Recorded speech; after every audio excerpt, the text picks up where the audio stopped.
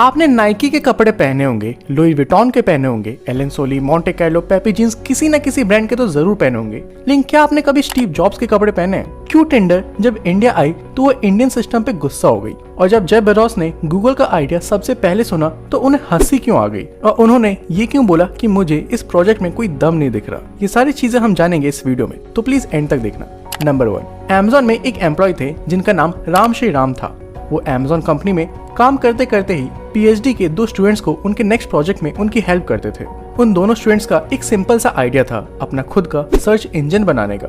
और जब बेजोस को इन दोनों बच्चों के बारे में राम श्री राम के थ्रू पता चला कि कोई 2 दोस्त हैं जिन्होंने इतना बड़ा सपना सोचा है और वो उसे पूरा करने में दिन रात मेहनत करते हैं, जेफ बेजोस को ये सुन के थोड़ी हंसी आ गई। उन्होंने सोचा कि यार ये बच्चे लोग कहाँ ही एक्साइट उस वक्त की सच में सबसे बड़ी सर्च इंजन कंपनी उन्हें टक्कर दे पाएगी, और उनको इस आइडिया में ना तो कोई दम दिखा और ना ही कोई फ्यूचर। लेकिन स्टोरी में ट्विस्ट तब आता है जब जेफ एक्चुअली में उन दोनों दोस्त से मिलते हैं। उन स्टूडेंट्स का नाम था लैरी पेज और सर्जी ब्रिन। बेजोस उनके विजन से, कॉन्फिडेंस से और हार्डवर्किंग नेचर से इतने इम्प्रेस हुए कि उन्होंने अपनी गलती मानी कि हाँ यार, मैंने तो इन्हें काफी कम समझा था, लेकिन ये तो बहुत ही ज्यादा सीरियस हैं अपने इस बिग और नेक्स्ट लेवल प्रोजेक्ट के लिए। तो उन्होंने इस प्रोजेक्ट गूगल में $250,000 यानी करीबन 2 करोड़ रुपए इन्वेस्ट किए। लेकिन देखा ये गया कि गूगल अपने इनिशियल डेज में बिल्कुल अच्छा परफॉर्म नहीं कर रहा था। तब इन्होंने सोचा कि चलो एक्साइट को ही अपना ये प्रोजेक्ट बेच दिया जाए। वो दोनों गए एक्साइट के पास और बोला कि हम आपको अपना प्रोजेक्ट $1 मिलियन में बेचना चाहते हैं। एक्साइट ने ये सुनते ही एक ही बार में मना कर दिया।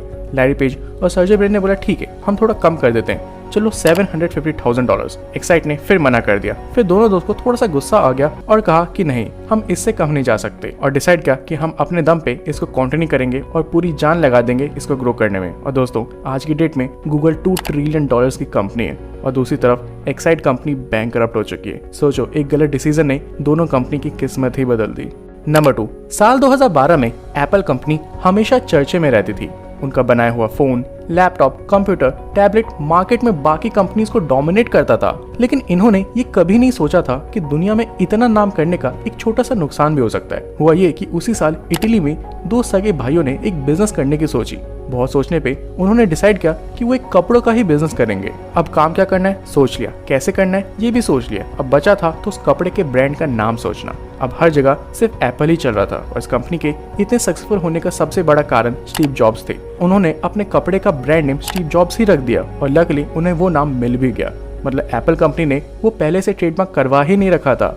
अब ये तो बहुत बड़ी प्रॉब्लम हो गई कि स्टीव जॉब्स एक क्लोथिंग ब्रांड कैसे हो सकता है। तो एप्पल कंपनी ने इन दोनों भाइयों पे केस कर दिया कि यार ये देखना, माना कि हमसे छोटी सी गलती हो गई, लेकिन इसका मतलब ये नहीं कि आप इररिलेवेंट ट्रेडमार्क खरीद लोगे। तो कोर्ट ने बोला कि इस पूरे इंसिडेंट में इन दोनों भाइयों की कोई गलती नहीं है, इन्होंने कोई लॉ नहीं तोड़ा है, इसमें तुम्हारी ही गलती है। ऐसे थोड़ी ना होता है कि जब कंपनी चल गई तो उसी कंपनी के हर टॉप एग्जीक्यूटिव्स का नाम बाय डिफॉल्ट आप ही उन करोगे। अब देखा जाए तो इसमें कुछ गलत नहीं था, जो पहले ट्रेडमार्क लेगा वो उसी का होगा ना। कोर्ट में एप्पल वो केस हार गई, और तब से लेके आज तक ये स्टीव जॉब्स नाम वो इटालियन ब्रदर्स ही ओन करते हैं। और सबसे शॉक कर देने वाली बात ये है कि अब ये दोनों भाई इलेक्ट्रॉनिक फील्ड में घुसने वाले हैं। नंबर 3, टिंडर ऐप जब मार्केट में नया नया लॉन्च हुआ था तब उसे कोई डाउनलोड ही नहीं कर रहा था। सभी को पता था कि हाँ यार, कोई डेटिंग ऐप आई है अभी, लेकिन फिर भी वो लोग श्योर नहीं थे इस नई कॉन्सेप्ट के बारे में। अब यार, जब कोई डाउनलोड ही नहीं करेगा तो इन्हें इस ऐप की इंपॉर्टेंस पता कैसे चलेगी? तो इस कंपनी ने एक बहुत ही अच्छा दिमाग लगाया। इन्होंने क्या किया, फेमस अमेरिकन यूनिवर्सिटीज के आसपास फ्री पार्टीज रखवाई, लेकिन एंट्री सिर्फ एक कंडीशन के साथ थी। इन्होंने